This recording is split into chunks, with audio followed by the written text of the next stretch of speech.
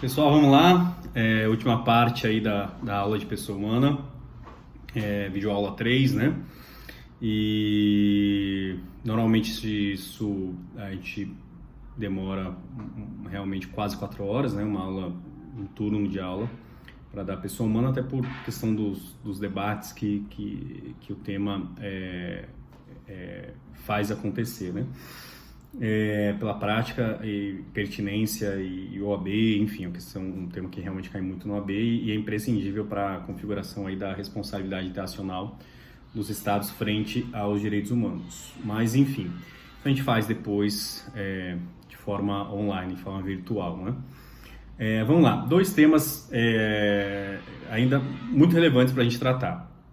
Primeiro, em relação aos estrangeiros. Primeiro, a concessão de asilo, né? E depois refugiados.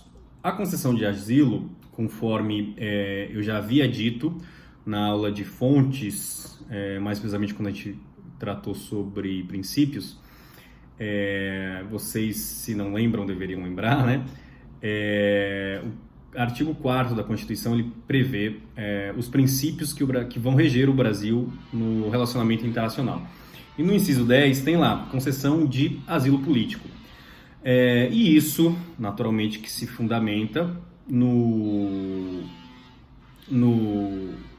período histórico, político, em que foi promulgado o texto constitucional, em 1988, e nas discussões que já avançaram algum tempinho antes. Enfim, as perseguições políticas individualizadas, né, elas se davam de forma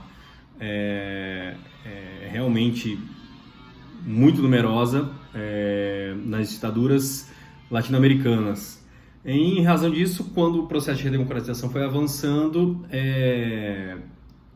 os estados então passaram a conceder o asilo político às pessoas que fundavam aí as perseguições em seu estado de origem e natureza política. Então, isso, na verdade, não representa nem um princípio do Brasil frente às relações internacionais, mas um próprio direito subjetivo mesmo. Inclusive, Gilmar Mendes fala disso no seu livro Direito Constitucional, né? Enfim, o que é necessário saber é a questão que é uma pressão individualizada. E o tratamento que se tem em relação ao asilado político é realmente diferenciado, sobretudo em razão de ter a sua previsão no âmbito da Constituição. Enfim, o asilo, via de regra, ele é territorial. Porém, existe, por intermédio dos costumes, a prática do asilo diplomático, mas ele não é reconhecido, é um costume regional, não é reconhecido no âmbito da sociedade nacional como um todo. Inclusive, a gente citou isso com relação ao persistent objector, né? Quando citou o exemplo que o Peru não considerava aquilo como costume e, enfim, e não concedeu um asilo político a uma determinada pessoa, só da Colômbia, não me recordo. Mas, enfim, então, no âmbito regional americano, existe a figura do asilo diplomático. A pessoa vai lá até uma embaixada, um consulado, e solicita esse asilo político. Costume regional, não é um costume universal, mas, enfim, se é utilizado. Ok, refúgio. Refúgio é muito importante, a gente vai tratar disso depois em direito internacional dos direitos humanos, não direitos humanos propriamente dito, né, porque tem uma disciplina autônoma, eletiva, optativa, e não é eletiva, optativa, né? Enfim, mas eu vou tecer algumas considerações aqui, né, pelo leque de regulamentação jurídica que se tem em relação ao Instituto. Enfim, a Convenção dos Refugiados de 1951, ela prevê a perseguição, fundada a receio de perseguição em razão de raça, religião, nacionalidade, opinião política ou pertencimento a determinado grupo social. Enfim, nesses casos, então, haveria a possibilidade de conceder um refúgio. Porém, existiam outras tantas possibilidades que não foram previstas à época e nem no protocolo de Bogotá, que de certa forma aperfeiçoou essa convenção, em relação, por exemplo, a refugiados ambientais ou refugiados econômicos, os ditos refugiados ambientais ou ditos refugiados econômicos, enfim. Então, pessoas como os haitianos, teve um terremoto, acabou com grande parcela daquele território, e eles foram andando até o Brasil. e solicitaram refúgio. Enfim, eles não se enquadram na figura do refugiado em si, mas são pessoas, são pessoas humanas. Então o Brasil não poderia deixar eles à mercê, né? Sem qualquer tipo de respaldo. Então o que se fez para esse leque de normativo? O Brasil criou a figura do refugiado humanitário, perfeito? E esse refugiado humanitário são para situações que não são previstas dentro da Convenção dos Refugiados. Em razão disso, entra um pouquinho do direito nacional privado em relação aos estrangeiros, porque essas pessoas recebem um documento de identificação e podem, a partir de então, de um documento de identificação, um documento para atividades laborais, e podem trabalhar, inclusive, para seu sustento, né? Além disso, tem que informar as autoridades brasileiras, notadamente a Polícia Federal, o seu translado dentro do nosso território. Enfim, então, para esse leque normativo, criou-se a figura no Brasil para refugiado humanitário, de refugiados humanitários. Enfim, no direito internacional, não tem essa previsão que o Brasil fez, mas existe algo chamado de Complementary Protection.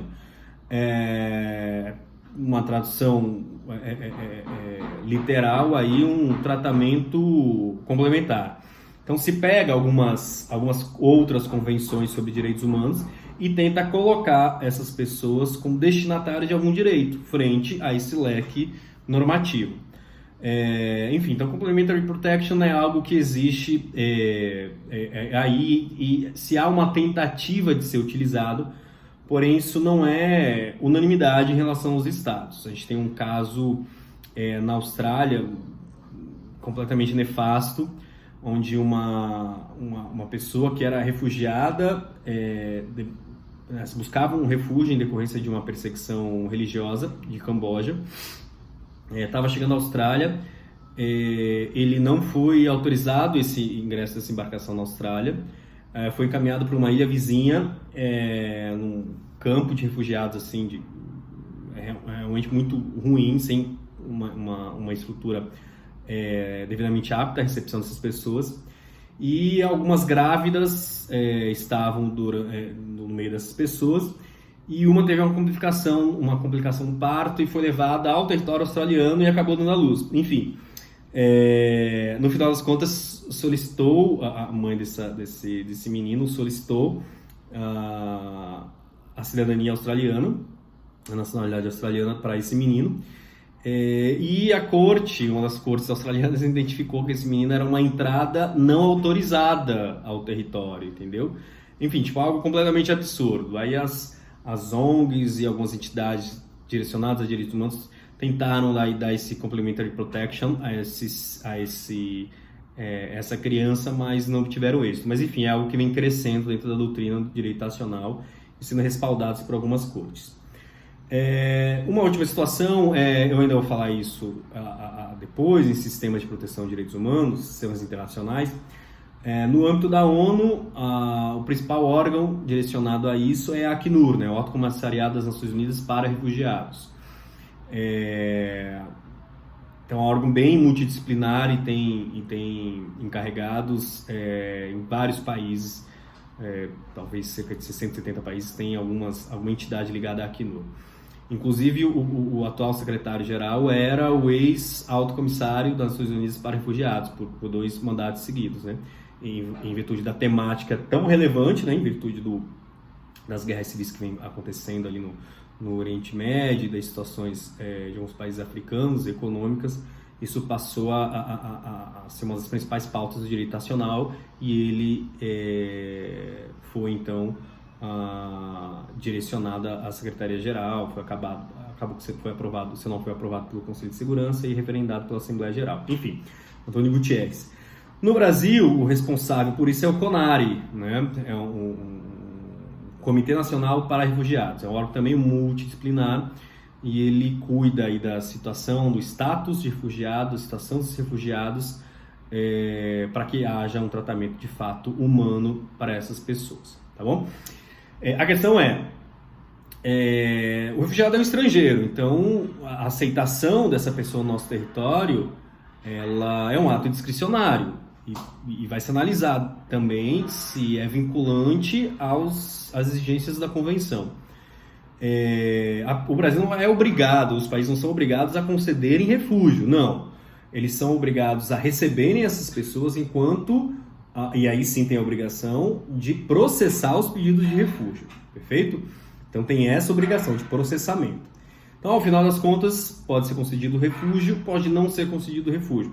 Caso não seja concedido refúgio, essa pessoa pode solicitar, requerer refúgio para um outro estado via diplomacia. Porém, algo muito importante em relação a isso é o princípio do non-refoulement. O Brasil, caso não aceite essa pessoa, o Estado, caso não aceite essa pessoa como refugiada, ele não pode devolver para o seu país de origem, porque ele tem um fundado receio de perseguição lá. Então, se essa devolução for pura e simplesmente feita, a pessoa vai voltar para um local onde ela está sendo perseguida. Então, o Brasil não aceita, ou o Estado não aceita, isso vai para um terceiro Estado, mas que não tem a ligação direta, porque se, por exemplo, tem um